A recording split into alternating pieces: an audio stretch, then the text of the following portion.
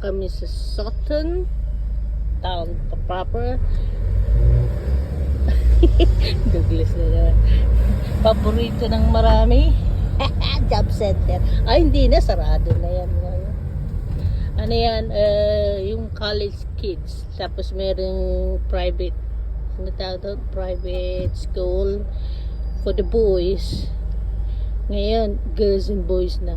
Nga naman, may bayad kasi. Di tanggap na nila yung ibang sector ng itong normal traffic dito tuwing umaga. Kasi, ano to tawag doon, pasukan. Yan yung college. Marami kilala dyan na nag-aral. Nag-aral din dyan yung anak ko, kaya hindi lang tinapos. Kumag na yun. Kasi tuloy. Libre! Kaya wala silang pakialam. Ay, kung ako nung kabataan ko. Lahat. Wala mong bayad ng kurso rito. Wala yung mga vocation. Libre yan. Pero ito lang, pag nagkatrabaho ka, doon ka naman, ay, kakatok sa'yo. Yung bayad mo, siningil din ako. No? Hindi ka naman inattend. Siningil ako. Sabi ko, wala mo ako natutuhon. Yung pala, bogus pala yun. Kurso na yun. Para sa computer. So, marami pa ako natutuhan dito sa Facebook. YouTube. Kasi sa kurso nila. Hindi rito. Branch din nila. Yung sarado na. Huwag kayo maniwala yung college degree. Ang college dito, wala yung diploma. Hindi ka bibigyan ng diploma kasi hindi naman siya pang-doktor, hindi siya station, hindi siya tawag dito, nadidistract ako. Ayan yung pamahalaan, yung mga kinukulong. Karamihan yan, yung mga nagnanakaw, mga bata. Nabuburing kasi kayo nakaw lang, magbugbog ng ibang tao, magsaksak. Yun ang malala. Kasi, ano siya, walang magawa. Yung mga nagaganyan, yung mga simple lang ang utak. Yung aggressive ba? Pero simple ang utak. Ay, ewan. Pero ito, magandang school din yan sa mga batang lalaki, babae. Ayan ang uniform nila. Kala mo na, Amerikana ang style. Tapos maganda haircut. Is that Catholic? Which? Ayun. No. Bishop Wolf. Yeah. Bishop Wolf. Bishop. Yung isa pala yung Catholic. That's not No, Catholic. Bishop Wolf. Tagal ko na rito. Nalito pa ako sa mga pangalan na kung anong religion. Kasi dito yung Catholic at saka yung Protestant. Pareho. Wala kang makikitang, pero kung nakalagay yung Catholic o Evangelist, yan yung mga yata? Protestant. Grammar school. Yan, grammar. Yan yung mga private. Bayad yan. That's not dog. What? Arterial, yan ang pang-gobyerno yung Arthur. Timo. Boswell Road. Trabaho din dati. Waste of time. Which? Cleaning house. Waste of time. Pagod ka na, kulang pa yung kinita mo, may mura pa. Paski. Ay, na pala to. Tuloy-tuloy ko na. Pwede ko rin ito ilagay sa YouTube. Kasi sabi nila, more than 10 minutes sige. Walang masamang pinapay. Another school, prominent yan, private yan. Na, ibig sabihin yan, nag-ano din sila ng scholar na walang bayad, pero yung normal yan, may bayad. Yung mga magulang talagang, ang gawa dito, lilipat sila sa Sutton. Talagang bibili sila ng bahay. Kasi dito assistant. Ano ba dyan? Ang laki. Patilu. Ano, ang style dito, ah, lilipat sila. Kukuha siya ng pinakamalapit na bahay. Bibilin nila yun. O kaya hulugan. Para yung anak nila doon mag-aral. Kasi sa postcode mo yung tinitingnan eh. Yung mayayaman, yung mga middle class, ganun ang gawa. Kaya sacrifice sila sa mga anak nila. Kahit ubusin na lang nila para sa anak. Pero ito lang, wala silang hinihinging kapalit. Yung kanilang kabaon, kanilang pagpupunta sila sa nursing home, ano na yun, nakalagak na yun para yung mga anak ang iintindihin na lang nila yung mana. Wala na sila para yung biyanan ko, yung pambayad sa kabaon meron na siya, pero hindi yun mayaman. Inanda na niya kung anong gusto niya since na mag 70 yun. Ganon din dito yung mga matatanda, hindi sila pabigat sa anak. Yung mga anak dito nagbubunyi.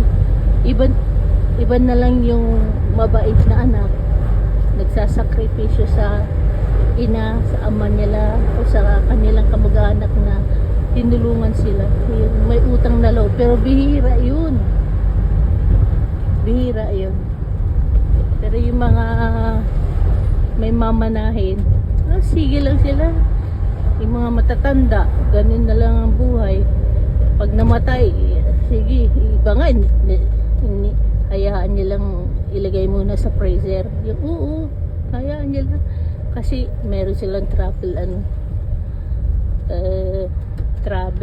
na kailangan nila sa hindi na nila ma-postpone yung plane ticket sa accommodation sa hotel. Kaya isang buwan naghihintay yung bangkay doon sa sa freezer bago nila ipalibing.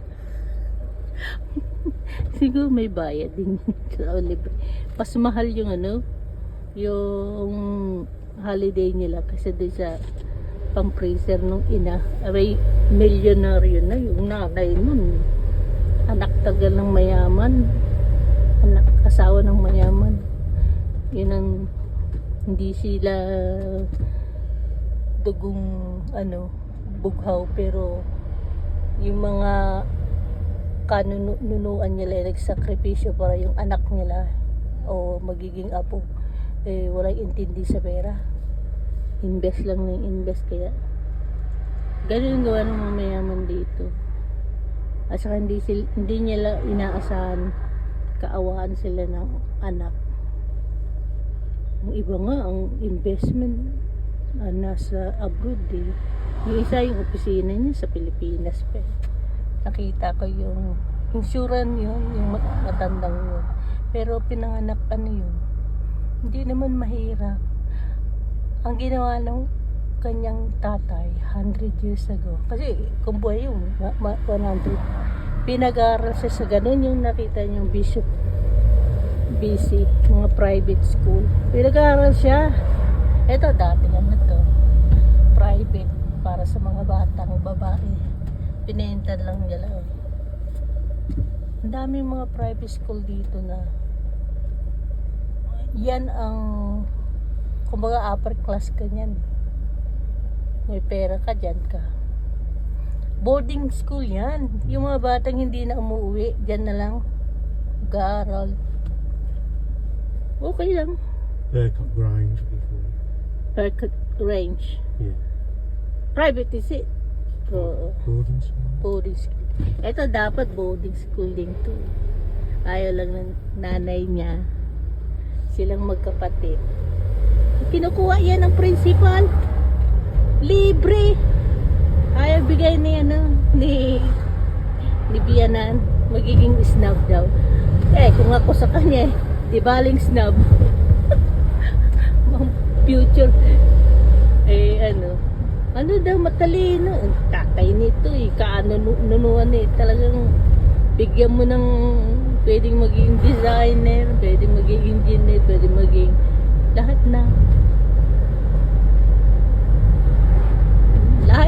matatalino. Kaya kayo mga babae kayo, tingnan yung background ng maging asawa nyo kung matalino. Eh, meron nga kami kilalang kapatid dito sa ama, yung unang pamilya. Kasi pangalawang pamilya na sila. Umahanga talaga eh. Sabi niya, yung kapatid mo, si Brian Collison.